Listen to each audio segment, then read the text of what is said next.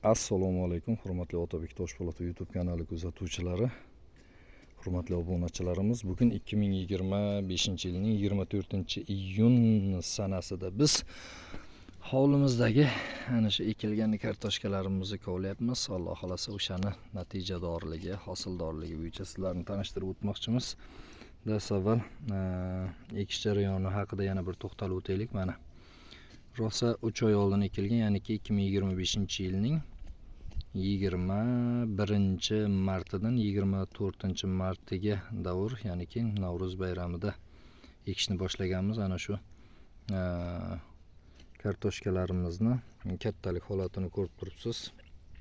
Shunday katta kartoshkani 3 ga 4 ga bo'lib ekkanmiz. Mushtay keladigan kartoshkalar qarang. Mana shu kartoshkalarimizni mana hozirgi holati shuncha hosil bergandan tashqari ham birday turibdi. Qoyil. Demak, kartoshka urug'imiz adashmasam Santa urug'i.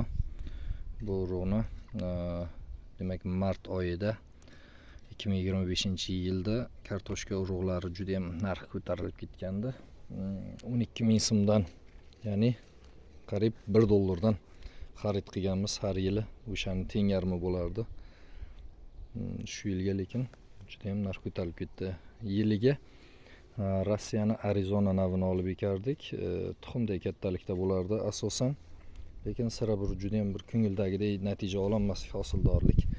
Faqat o'ziday tuxumday yoki undan kichikroq mana bunday bo'lib qolardi. Aytaylik, eng zo'ri ana shunday tuxumday kattalikda bo'lib qolardi, lekin buni natijasini qarang mana. Juda ham yaxshi. Juda ham yaxshi. Kattasi bor.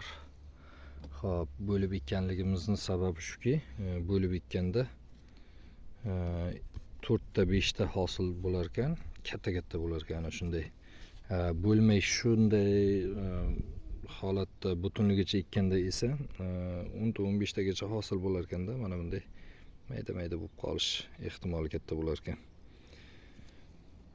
Demak, yer tayyorlanish jarayoni o'sha mahalliy o'g'itlar bilan yaxshilab ushlov berilgandi. Undan tashqari demak, qishloqda nima ko'p?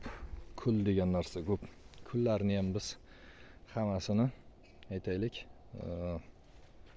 o'sha yerimizga ekishdan oldin sepib chiqqanmiz. Kartoshkalarimizni hozirgi kunda xudo xohlasa o'sha 100 kilo kartoshkadan aytaylik 1 kilosi kamida 4 kilo berganda ham 400 kilo 500 kilo hosildorlik kutamiz inshaalloh. Sotishga va hamda shu bilan birgalikda iste'mol uchun demak nima qilinyapti? Ajratilyapti. Shu bilan birgalikda eng mayda hosillarni esa chorvalarimiz uchun, qo'y qo'zilarimiz uchun alohida yig'yapmiz. Mana juda ham kam chiqyapti maydalar. Allohga behisob shukr, shu yil hosildorlik jabr ko'ngildagidek inshaalloh. Alloh taolo kasb kamolotimizga barakasini bersin. Ana hosildorlik juda ham yaxshi.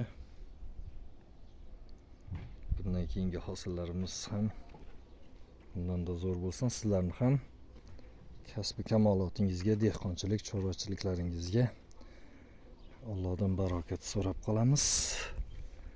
Sog' bo'linglar, salomat bo'linglar. Biyagums berilgan. Demak, undan tashqari 2 marta amyashni selitra bergan. Shuni aytish esimdan chiqibdi.